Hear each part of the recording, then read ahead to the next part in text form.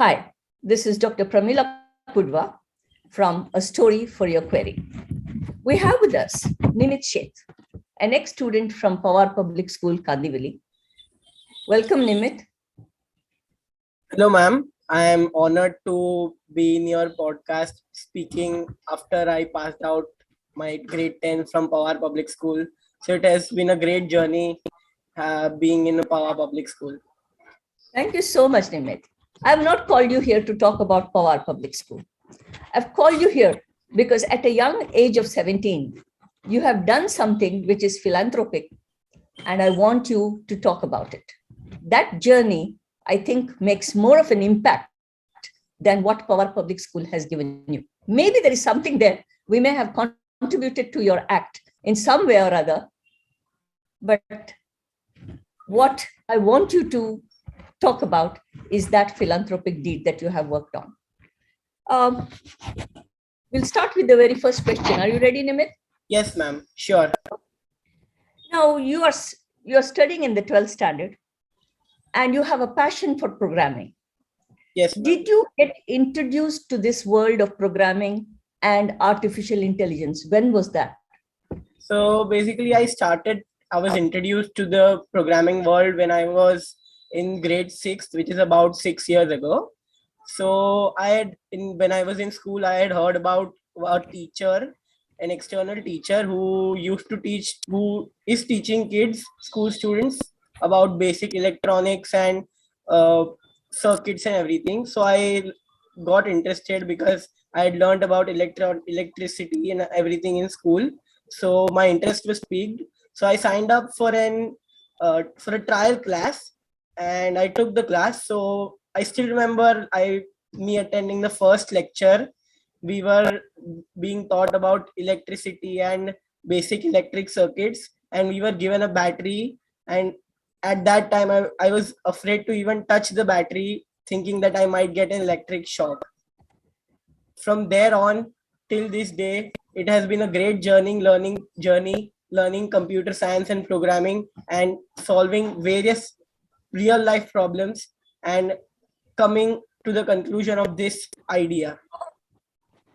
I remember you're coming to school with a few accolades that you have accumulated along the journey. It was nice to see you. I must be having a photograph or two with you. Yeah, actually, ma'am. So I also signed up for a lot of competitions through the school, a lot of science exhibitions and lots of science competitions. And in grade 10th, I had entered one competition with my dear friend, and we had even won the competition. Yes, I remember. Yes, I remember. Now you have this passion, which you have said, which you have been pursuing for the past 6 years. How would you take it further? What is your goal? So basically, currently I am as you said, I am in grade 12 and I am pursuing science. So I am I am studying for an entrance exam, engineering entrance exam, which most of the people are aware of, and it is quite famous in India, which is the JEE exam. Yes. So I'm preparing for that, and through that exam, I'll be entering an engineering college, and I'll complete my bachelor's degree in computer science. And along with that bachelor's degree, I'm planning on furthering and doing more and more research about my idea and turning it into a better and well-established business, so that after I complete my bachelor's, I'll have a great business which I can run and help people through it further. You're already thinking about a business, entrepreneurial.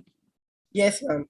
So basically, as I'll be talking further about the idea, so I have planned quite a lot of stuff for that idea to become into a full-grown business and help lots of people through it.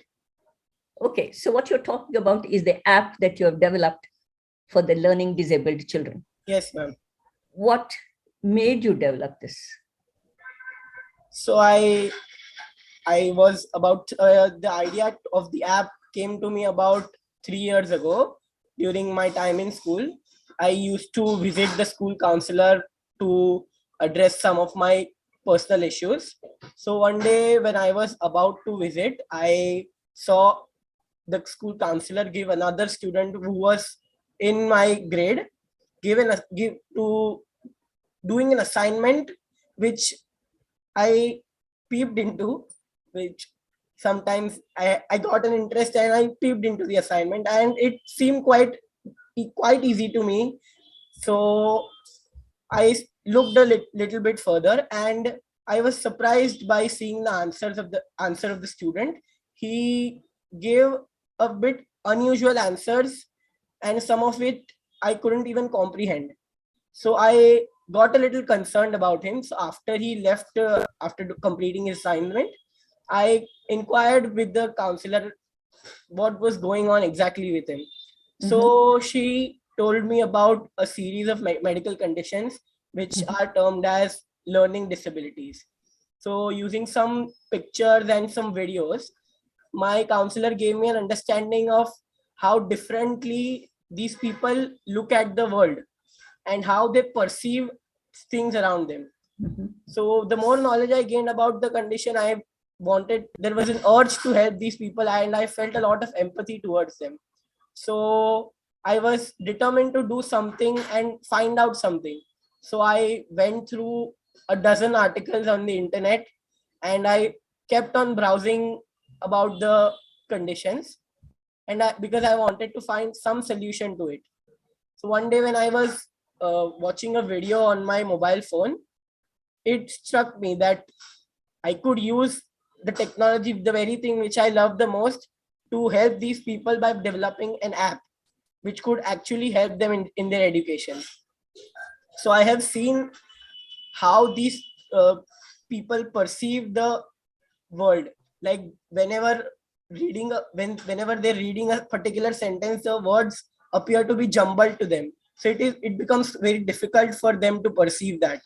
So I that is the thing that most captivated me and gained the most empathy from me. You know, there is a buzzword which is going around, socio-emotional learning. And according to this, empathy, individual awareness, social awareness, decision making, building positive relationship, all this is a part of the socio-emotional learning. But what you've exhibited right now, the kind of empathy that drove you to do, we'll talk more about that app, that drove you to do what you did, was, I think, exemplary. There are children who are having these problems, and adults, sometimes even teachers, don't understand. And you're just 17 years old, and you have empathized with them, and you've tried to do something which some of us cannot even think of. Kudos to you. And I want you to now tell us a little bit more about this app that you have developed. So the basic idea of this app is to create a platform, a mobile application which would have access to most of the students having diagnosed with such a learning disability. So my plan is to team up with a group of special educators. So special educators are professionals who help in the remedial of students with learning disabilities. So my plan is to team up with them, and I would be teaming up with those who have a great knowledge and understanding of the various kinds of disabilities, and I would be developing a platform for helping children with disabilities, and the platform would help in storing, tracking, and analyzing the progress and the activity of each and every child, and then help the special educators to monitor them, to monitor their conditions and have a better way of helping them. So the app will be given data of various students. So before, when a student is diagnosed with such a condition, they go to various organizations which take tests, assessments for such conditions, and based on the report which comes out, the students plan is made, which is called IEP, individualized education plan. So the app would be creating such a plan for the child, and with the use of artificial intelligence, the mobile app will be able to generate personalized content for each and every child in different areas, based where these students will be weak, and according to the report they'll be judged on that, and their condition would be improved. Okay. So what you're trying to tell me is the artificial intelligence in the app taps on the gaps that are there and does a gap analysis and builds an IEP based on that. Exactly. Okay. And It's interesting. yes, and it's not just that we'll be providing them with normal tests and normal worksheets. We'll also be providing with various interactive games and puzzles in the games, which would help them to captivate, which would captivate them into into learning new things. Okay, that's very interesting. Has anybody used it, Nimit? Have you got any of the children to use it? So basically, I have it. The app is currently in development. I am still working on the development part, but I have communicated with a lot of special educators who approved of the idea and gave a positive feedback to help. And some of them are also willing to team up with me and further this cause. And I also entered into a competition which was based on entrepreneurship, where a lot of young entrepreneurs joined the competition. So I managed to win the competition, and I also convinced the judges who were real investors to invest in this idea and in my company in the coming years. Excellent. All the best to you. We wish you the very best. Thank you so much, ma'am. Now, what is the general feedback of the special educators as far as this, whatever you have mentioned, that artificial intelligence helps in building the IEP? What is their feedback? That it is good, it is not good, it is going to interfere into their working? So as I told, I have talked to numerous special educators, and most of them gave me a positive feedback that it would help them to a great extent, because currently everything that needs to be done is done through paperwork, and to analyze a ton of paperwork is a tedious task, as we all know. So the app would be a single platform to organize all the data and organize it in a particular way so that it would be more helpful and more productive. And we don't plan on eliminating the jobs of and work of the special educators. So we'll be collaborating with them. Correct. And it would be like the app would be a daily help, and every week a particular session would be scheduled for the student to meet with the special educators and for them to take a session every week. So it's going to help the special educator. It will reduce the general desk work that the special educator does, and it will assist the special educator in making an IEP more concrete and maybe more user friendly. Yes. Yeah.